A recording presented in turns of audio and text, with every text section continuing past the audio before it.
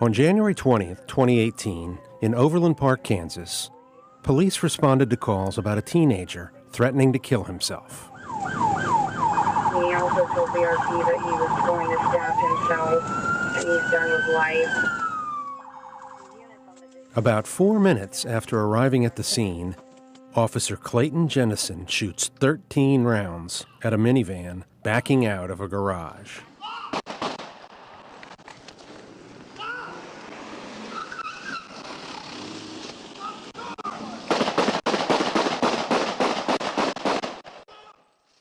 Hitting 17-year-old John Albers 6 times and killing him.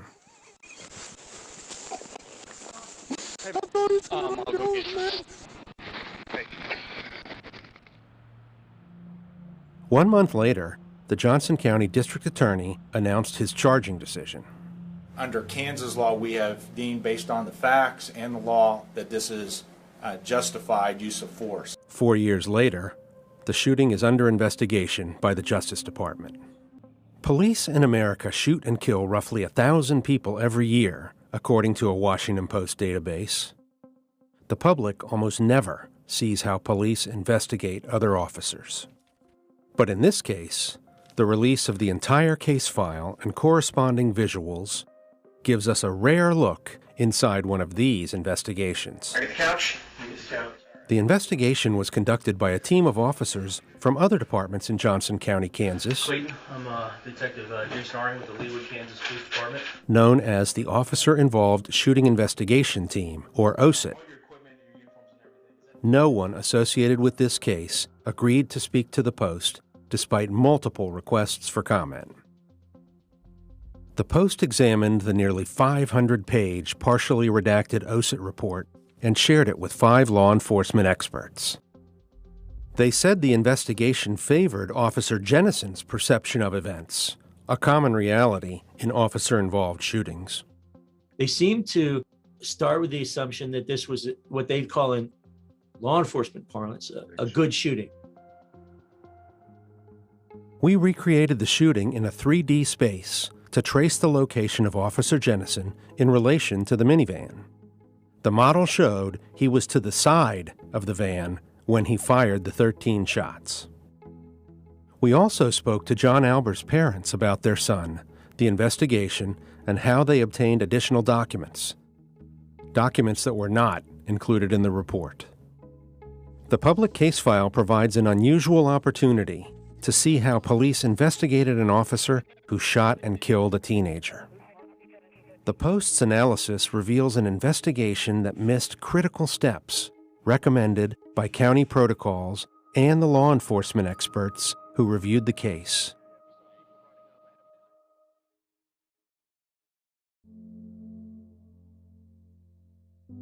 John Albers was a 17-year-old high school junior. He lived in Overland Park with his parents and 2 younger brothers.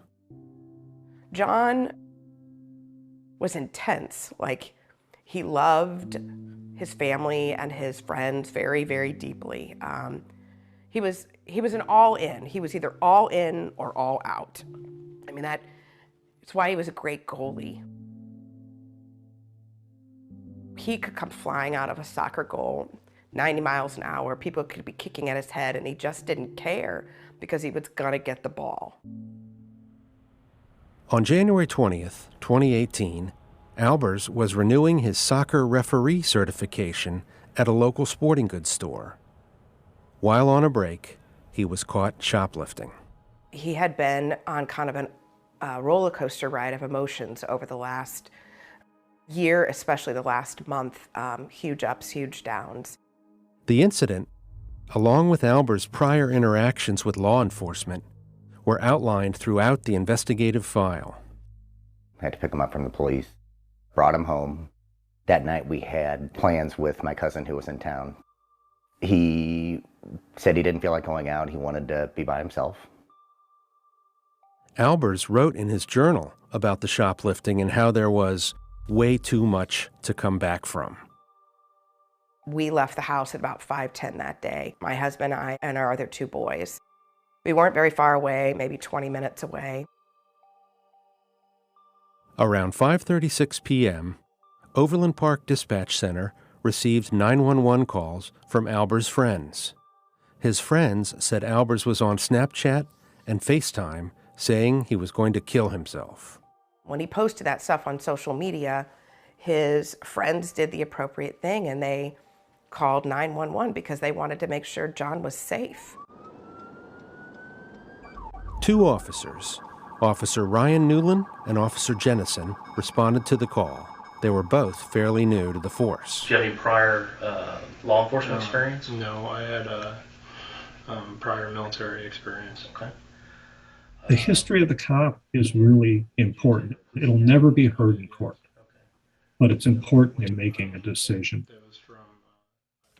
Jennison's police personnel file is not mentioned in the investigative file. Personnel files generally include use of force records, complaints, or any disciplinary actions. It's not known to the public if Jennison had any of those. Jennison's 4 years of active duty in the Army are also not examined. He served tours in both Iraq and Afghanistan. His police training records are 7 pages in the file. Albers' background, including his juvenile and medical records, takes up over 100 pages, more than 1/5 of the investigative file. Their investigation seemed to be focused on this was a troubled youth who was a danger to law enforcement. So that's victim blaming. To answer these questions about the officer's conduct, we don't need to know any more about the young man's mental health history because we just need to know what the officer knew at that time. This kid has run from us before. He was a wrestler. He's always bragging out here to fight us. This comment about Albers from Adam Vendetti, another officer who responded to the call, is not heard in Jennison's dashcam audio recording. You respond to the scene, and as you're responding, does dispatch provide you any type of information? They provide stating that he has been cutting himself and threatens to stab himself, and I believe that's all the information they gave us. Had you responded there before, or were you familiar with that address? I haven't, sir. Jennison arrived at the scene around 5:47 p.m., shortly after Newland.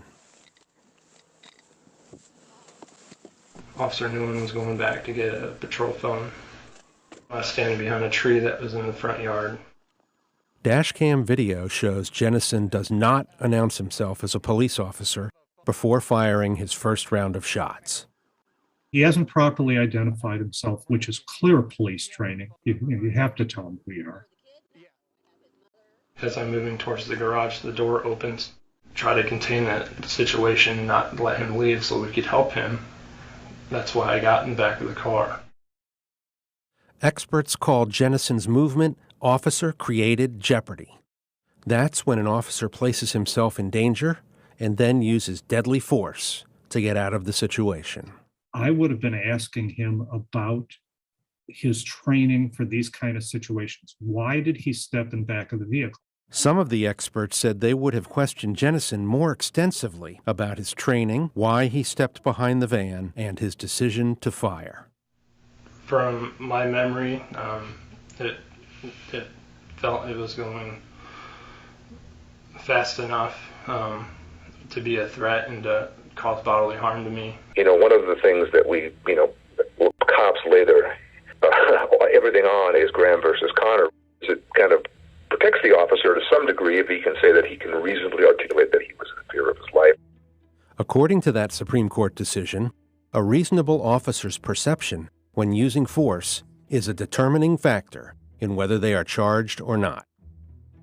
We're not treating him as a criminal because he, by virtue of both societal interests and the law, has been given the power and authority to use force when reasonable. The video shows Jennison stepping towards the vehicle as it reverses out of the driveway. He then moves away from the van and fires 2 shots. What the fuck? As soon as I hit that intersection and I saw the garage door was open and I see Jennison assuming a shooting stance, like I said, I didn't know if John was there standing with the knife in some sort of posture. I had no idea what was going on inside the garage because my angle wasn't good enough. All I saw was that the van came out, and then like within seconds, the first couple of shots, you hear me go, "What the fuck?" And I slammed my car, and I lurched forward. And, when you look at those excited utterances of the responding officers, that is quite telling, I think, in terms of a reasonable officer. They just couldn't believe what they were seeing. A forensic expert hired by the Albers family after the charging decision determined the vehicle was moving about 2.5 miles per hour, slower than the average speed of a pedestrian. Albers likely released the brake and allowed the van at idle speed to roll backward, the expert said. There is no forensic analysis in the OSIT file that attempted to determine the speed of the van. After Jennison fires 2 rounds at the vehicle, the minivan stops. It then continues in reverse and does a J-turn. The media fact sheet released by the district attorney describes those moments as, in a split second, the officer went from a position of safety to once again being directly in the path of the van that was accelerating toward him. How are you positioned in reference to the vehicle? From what I remember, sir, I'm positioned right between the wheels, dead center in the front and the back of the vehicle. The Post's 3D reconstruction and dash cam videos show Jennison was directly behind the van before he stepped out of its path and fired the second round of shots from the side. Fearing that he was going to try to hit me again, I fired my second time. His statement to the police about the second half of the shooting is just not true. There's no way that car can hit him.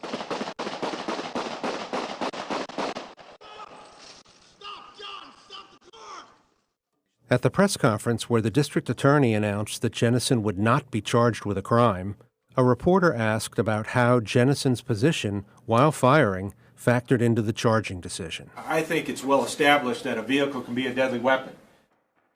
According to the Post's 3D reconstruction, Jennison was to the side of the vehicle during the first and second rounds of shots. Of the 13 shots Jennison fired, 6 hit Albers. He died at the scene from gunshot wounds to his head and chest, according to the autopsy report. Do we know what's going on? He was suicidal. He tried to run over an officer. Okay. They're framing the narrative. Police own the narrative in these situations. I jumped out of the car and I ran down the street. And there were lights and sirens and a ton of law enforcement there. And the officer stopped me and I said, "Is my son okay?" And he said, "No, he's passed." I remember just feeling very powerless at the time because we were sitting there waiting to get information about John and nothing happened. I want to see him. Okay, we're talking about that. Okay, we have to. You're gonna be able to see him before he's transported. I can't give you a 100% answer about that. Okay. Just yet. We got to do some checking. Okay. I was worried about our youngest boys who were still in the car on the corner, and I wanted to go, make sure that they were okay and let them know that their brother had passed away. And I remember I crawled in the back seat and was talking to the boys and told them that John had passed away and that he had committed suicide, which is what really I was led to believe. And Patrick, my youngest, was like, "No, John wouldn't have done that." And I was like, John was hurting, sometimes you don't know. And he's like, "No, I know, because John promised me he was gonna hang out with me tomorrow, and John always keeps his promises." And it kind of struck me. I went to the police officer at the top of the street, and I said, "Why can't I see my son?" And he had mentioned something about, waiting for a team to arrive. And I was like, "Who were they and why do they need to be here?" And he said that it's standard protocol in an officer-involved shooting. And that was the first time anybody had mentioned a gun. John's OSIT investigation was completed in 6 days. It's too rushed. We don't even complete the homicide investigations in 6 days. These OISs require much more just by virtue of the societal impact of an OIS. It demands a thoughtful, deliberate, patient process. Detectives, even if they're from a different police department, when they interview, they still have this kind of, we're all part of the same team mentality. I sent an email to the attorney in Overland Park, and I said, these are the things that I see that are missing. There's no scene diagram, there is no walkthrough, there's no trajectory report, things that would be in an investigative file in a homicide. They're not there. Through a records request, Sheila Albers learned that a scene diagram, what some experts say is typically a routine part of an investigation, was not requested by the OSIT team. I have no idea why a crime scene diagram wasn't done or provided. I don't care whether it's the shooting or it's a homicide. You have to have it. The Johnson County OSIT protocols suggest a complete walkthrough of the scene with the officer. The investigators did not do one with Jennison. When officers are involved in these on-duty shootings, oftentimes it seems that the responding officers, investigators, police chief, the prosecutor, everybody starts with a different set of assumptions. They seem to start with the assumption that this was what they'd call in law enforcement parlance, a good shooting. The charging decision was announced a month after the shooting. 15 days later, the Johnson County Sheriff completed the crime scene report. It included a shooting reconstruction and outlined the trajectory of the bullets. I saw some diagrams, photographs, but I didn't see a lot of analysis in there. As a parent, I felt I deserved some of the facts. I needed specifics on what occurred that night. In April 2018, the Albers filed an excessive force lawsuit against Jennison and Overland Park. The city moved to dismiss the suit, arguing Albers was a lethal threat to both Jennison and the public. U.S. District Judge Daniel Crabtree denied Overland Park's motion to dismiss, stating, "A reasonable jury could conclude that deadly force was unreasonable because Albers only posed harm to himself, because Albers never had expressed a present intention to harm others." 3 months later, the city paid a $2.3 million settlement to the Albers family with no admission of wrongdoing. I think the whole OSIT process was put into place to really support the police. And while I'm not anti-police at all, I know that what they do is very hard and they put their life on the line every day. But, at the end of the day, when you do a job and you do it wrong, there are consequences. And there should be consequences for a police officer that does something wrong.